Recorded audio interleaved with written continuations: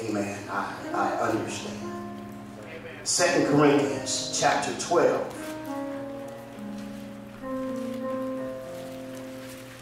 We'll begin reading at verse number 7.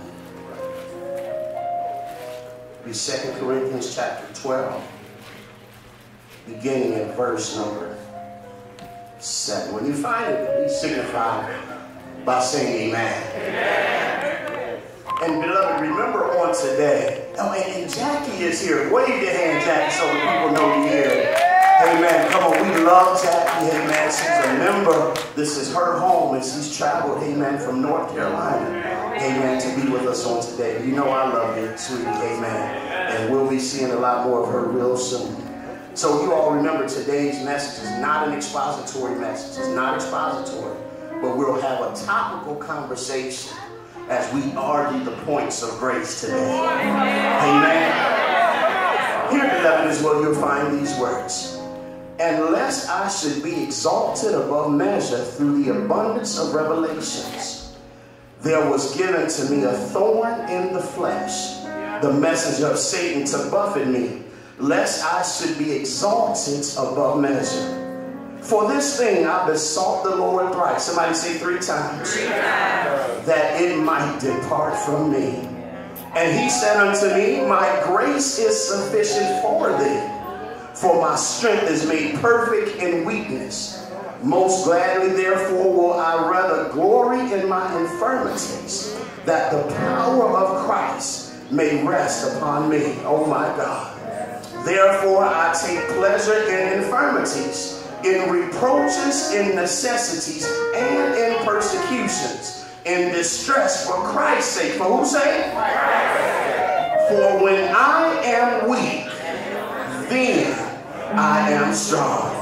Come on, let's give God another hand clap for his word on today.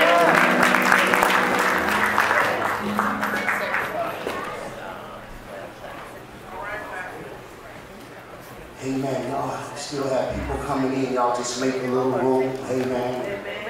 Amen. There's plenty of room in the choir stand. Amen. For those of you who want to come up to the choir stand, there's plenty of room. Amen. Amen. Amen. And Chris, can you and Kevin, I need 2 mics because we're going to call some witnesses on this morning.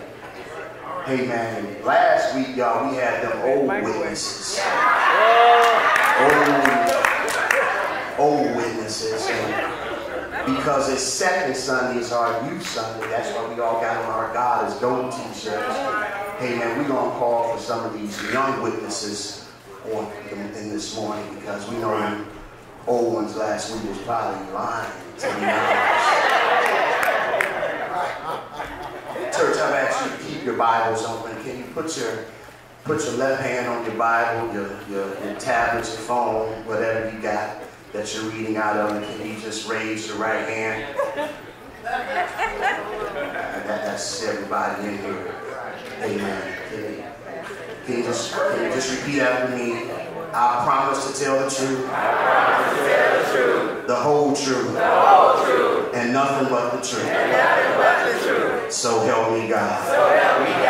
Amen. So we have all been charged in this great cloud of witnesses as we present our case regarding grace this morning. The reason we had to present this argument is because there are some who have walked amongst the brethren who believe that you can get through God's life without the gift of his grace. And I come by to tell you on this morning, I don't care how good you think you got it, how well you think you're living, how much money you have in your accounts. If it had not been for the grace of God, you'd be somewhere tore up from the floor because of the miseries of this whole world. And so last week, as I was arguing my case, I presented to this audience and this crowd of believers that when God's grace is overtaken in your life, God is moving you to a place of sanctification. Somebody say sanctification. we're going to talk about sanctification, and we're going to argue that point heavy this morning, because when you truly become sanctified, what it means is that God has taken you and he set you aside for his work. And some of us in here are depressed right now because it feels like we're all alone. We feel like we're all by ourselves. We feel like we don't have a friend in the world. We feel like nobody's there for us. But I need you to look at it through a different lens. I don't want you to look at it through the lens of no friends. I need you to look at it through a lens of I've been sanctified. See, the reason a lot of you are not around a lot of the people you were before is because they were what we call bottom dwellers. And because they dwelt solely on the bottom, God had to remove you from them in order to exalt you in due season. Now, I don't know who I'm preaching to this morning, but I don't know about you, but I'm ready for my season of manifestation to get ready to take place. So I'm okay with being set aside as long as he's the one who set me aside to get ready to set me up. You'll get it in a little while. So we compare the believer to that of a caterpillar, because a caterpillar is one who once dwelt on the bottom. But the problem with being a caterpillar for too long is you find yourself subject to the possibility of death because of the threat of feet and other animals around you. So what we said was God in his own way will take a caterpillar and he'll place him inside of a cocoon. And it's in the cocoon that the change begins to happen. And I don't know about you, but I'm not so much concerned about the cocoon. I'm concerned and I'm grateful for the one who put me in the cocoon. And see, while the butterfly or while the caterpillar is in the cocoon, nobody knows what God is doing. That's right. All we know is that it went in one way and it came out another. And for those of you who have been truly sanctified, you went in one way. Yes, sir.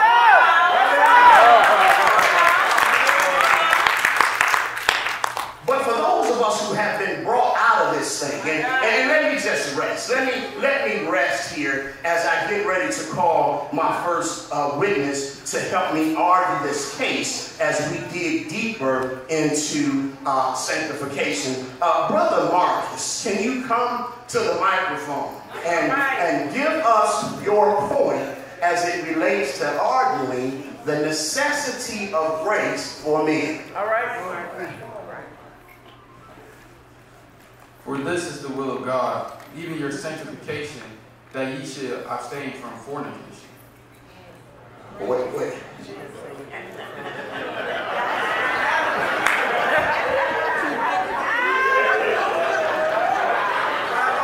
Read that again. For this is the will of God, even your sanctification, that ye should abstain from fornication. So your sanctification will keep you from fornication. Come on.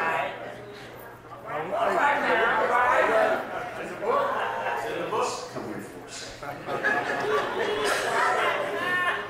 So it starts off by saying, Marcus, for this is the will of God. In order for you to be sanctified, I need you to abstain from sexual immortality. I'm going to argue this for you. Thank you. See, I had to have a young man make the point, because I'm an older man now, and y'all will catch that later. Family, isn't it strange that of all the arguments and the points that Paul could have made according to the scriptures as it relates to grace and the things that God is doing in our lives, out of all the things, out of all the sins that we know, and there is a whole bunch of them, isn't it amazing, Tara, that Paul defaulted to talking about sexual immortality? And y'all, because of these young people in here, I'm going to have to speak high in order to get low. Okay, you'll understand later. And because the reason he argued this point is because he realized that out of all as sin, there's one thing that keeps us acting real, real silly.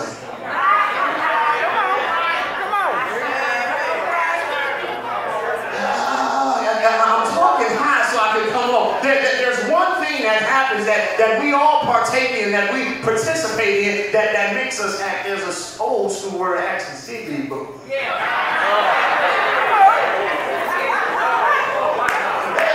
an act that happens, that transitions or transpires in our lives, that once we get in, we have a hard time getting out. Is this where all believers start putting their heads down now because they're not in agreement? Or is this where you put your head down because you know exactly what I'm talking about?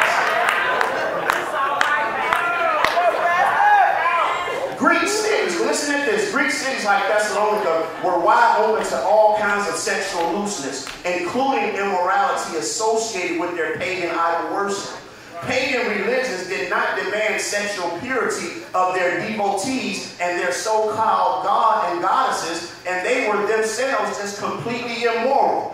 These so-called gods were half human, half God, and they were immortal or immoral to their hearts. Family, there was places in which there was priestesses who were positioned in the house of God, and their whole responsibility was to help take the priest down through sexual immorality. Come on! They said in one place over in, where was this place? In the temple of Aphrodite in Corinth, there was 1,000 Jezebels. There was 1,000 thoughts. There was 1,000.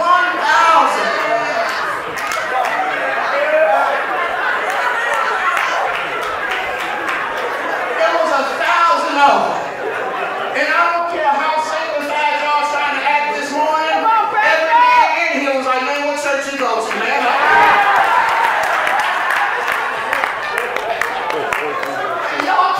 Trying to act like y'all so sad. You might be sitting next to your woman right now, but you know if you have tears to go join that church, I'm about to sit there.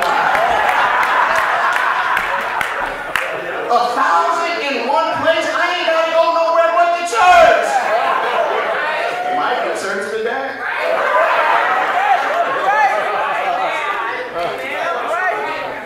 So as I argue my position as it relates to sanctification, the reason God wants to set us aside is because in order for us to understand that when we start allowing ourselves to fall victim into sexual immortality, beloved, I need you to understand, and I'm talking high to get low, that you start losing power the more people you allow to become a part of your lives. Somebody say, go deeper, Pastor.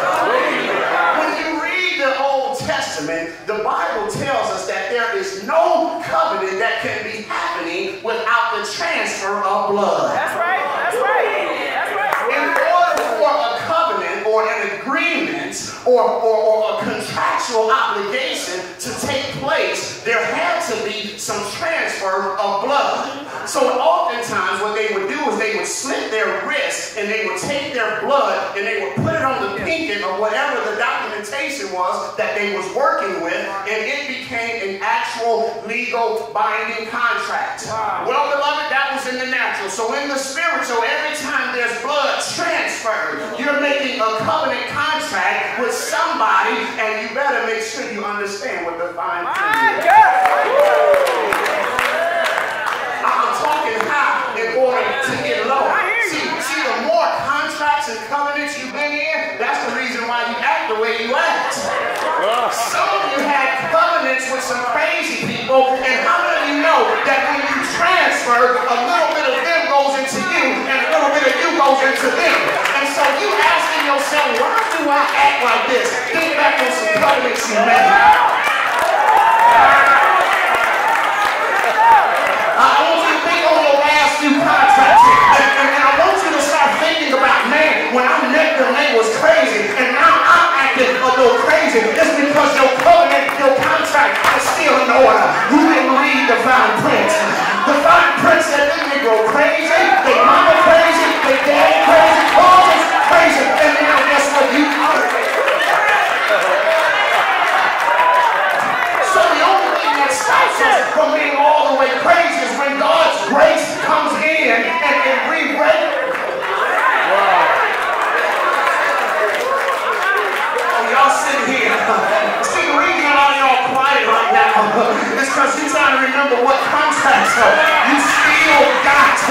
that's binding right now.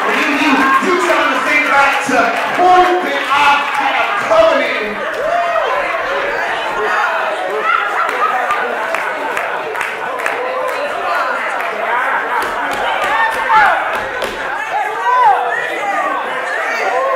You ain't careful. You signed a bad contract. That thing hunts you for a long time. Y'all quit acting so saved this morning.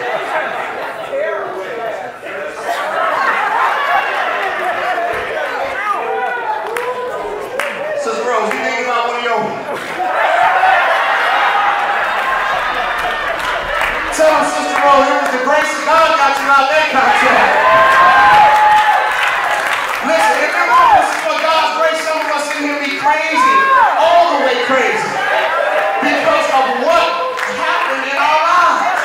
And see, here's what I come to tell you, beloved. This is why I love serving God, because God is the giver of every good and perfect gift. And He will not withhold one good thing from His child. So if you got it and God gave it to you, hold on to it, because it's the best thing you're going to have. Stop thinking that the grass is greener on the other side. It's weeds, dandelions, all kinds of mess over there, but you can't tell until you get up on it. Now you can get up on it, but don't sign no contract.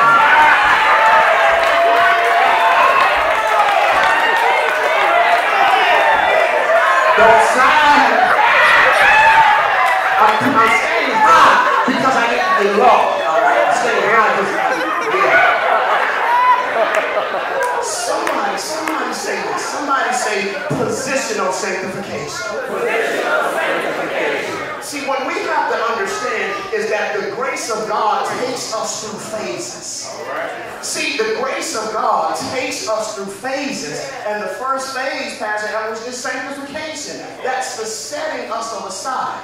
So this first type of sanctification, positional sanctification, listen at this, is the once for all setting apart of sinners and saints at the time of salvation, when they were taken out of Adam and placed into Christ. His righteousness was imparted unto them. This aspect of sanctification is possessed by every believer the moment conversion happens, and we will never ever be more saved than we are at that moment when we encounter Christ. Somebody say positional sanctification. So when I got saved, when I accepted Jesus as my personal Savior, I had positional sanctification, which means He properly placed me in His prominent order. All right. Somebody say progressive sanctification. This is the process by which believers are set apart by God and as special people to grow spiritually in holiness and to develop Christ-like character, this process continuing as long as we live. So this is when God takes you and He positions you after you've accepted His Son, and He allows you to grow daily in His grace. See, this is where a lot of us have to make sure that we're patient when it comes to the judgment of others. Because there's a lot of people who are saved. They're just saved with flaws. And if you were ever to be honest with yourself, you would be able to admit, yes, I'm saved and I'm sanctified and I've accepted Jesus as my personal Savior, but He's still working on me. Come on. You know that behind closed doors, there's some things that's just not that holy going on in your life. And here's what I'm telling you is that, family, it's okay because the Bible teaches us that we die daily from the world. So as long as you see progression in your life and not regression, then you're doing the best that you possibly can. That's why this is called progressive sanctification. I'm actually moving towards my position in grace, and guess what? God's walking with me daily. Here's what the enemy does, and I wish I'll just wake up for a few more minutes. What the enemy does is he makes you believe that because you're not walking holy 24/7, Kim, that God cannot use you. But what you have to remind him is that progressive sanctification means that as long as I get up and try every day, that God's going to give me enough grace to get through my situation. That's why we need grace. I've argued my point successfully.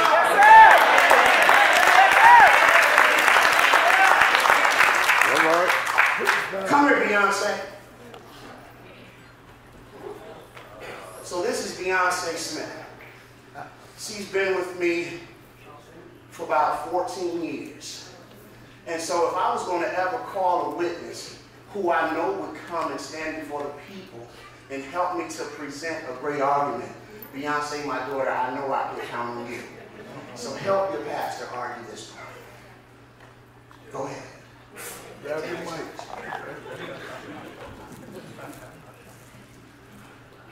For by grace are ye saved through faith, and that not of yourselves. It is the gift of God, not of works, lest any man should boast. All right. So, when we're standing here in front of these witnesses, I need you to slow down, because some of them are struggling.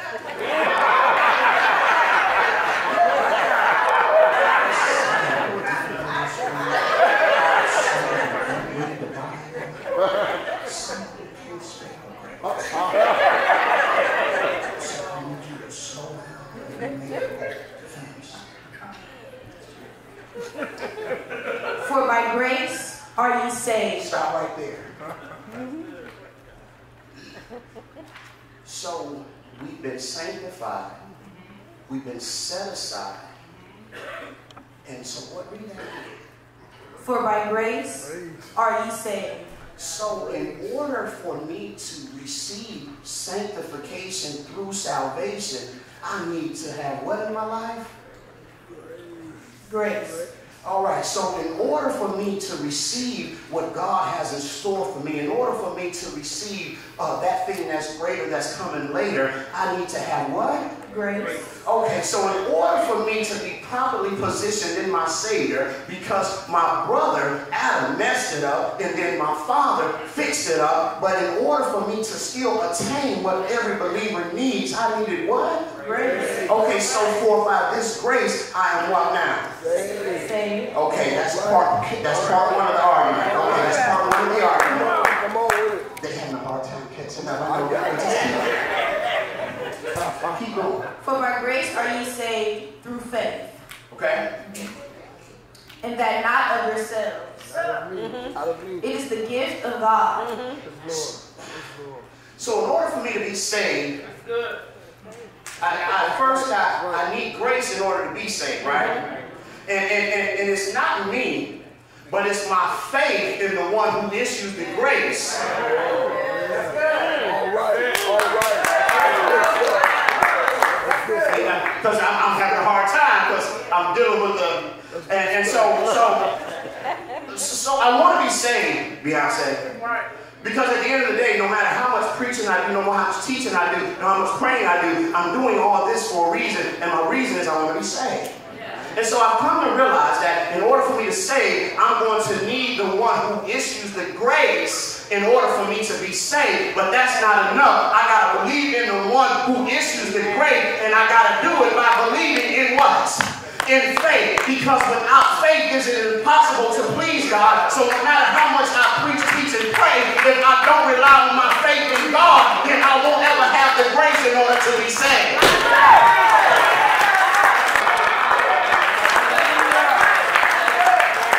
Did I argue that point well enough, church?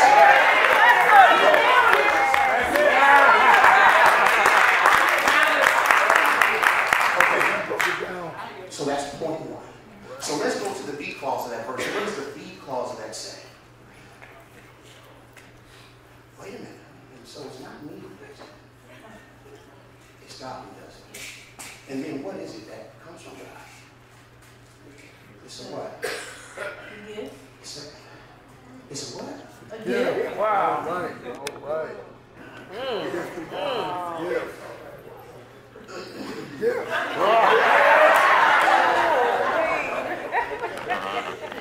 That's fair. A gift. Free. How much does it cost? And how much does it cost?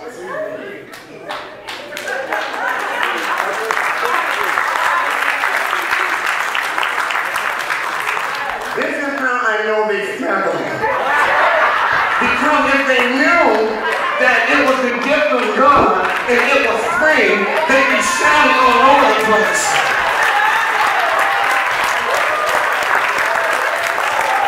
You want to sit here and act like you don't appreciate God who has given us to you fully. And because you didn't have enough money to pay for it, He died a death. He died a death and paid a price that you couldn't pay. This thing is free, and you should be up in your seat shouting because God gave it to me, and we enjoy anything.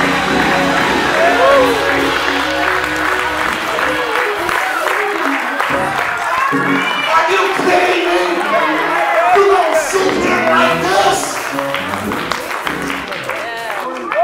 When you was on your way to hell, and He stopped by with a gift wrapped in a bow and said, "Here you go, you are saved."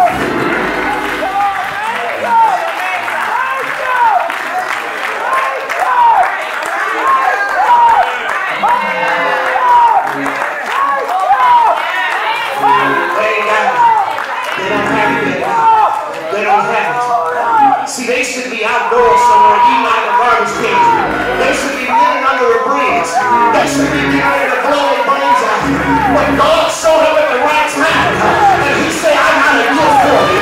And it ain't going to cost you nothing. That's free.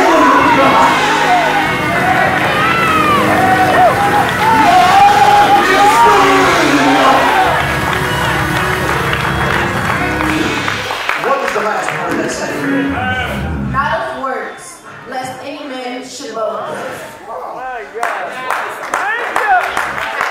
Not only is it free, but my works didn't get it for me. Can you read that one more time? Not of works, lest any man should boast. If I would have did it,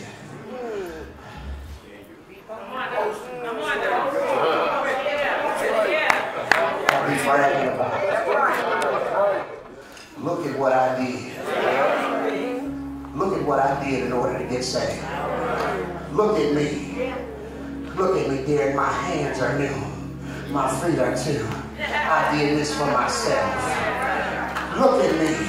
Look how good I look. I did this as right for myself. Look at me.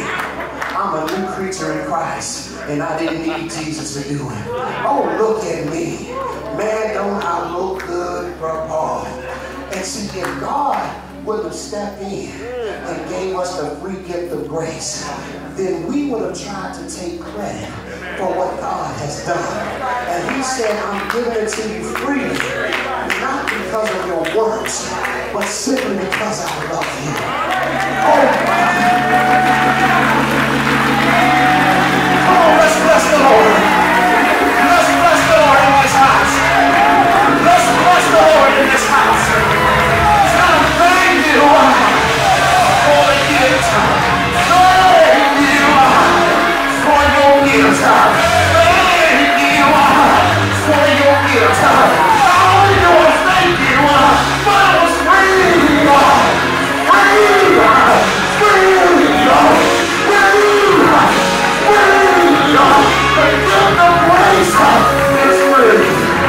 Come on, somebody, clap your hands. Clap your hands. Clap your hands. Let's celebrate here.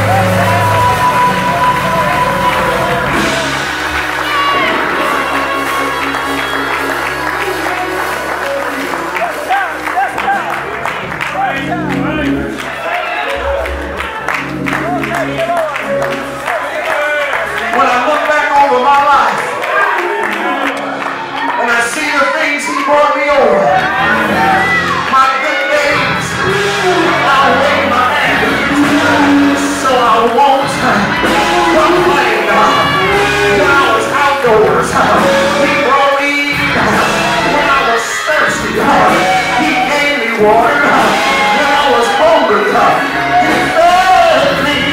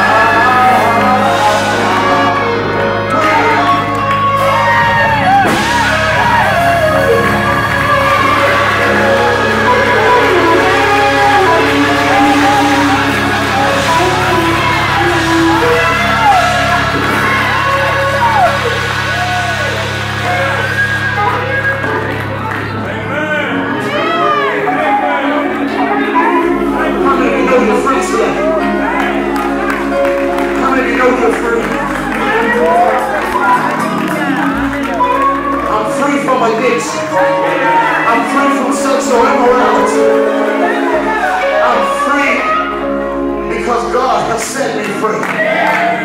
He has canceled the enemy's assignment.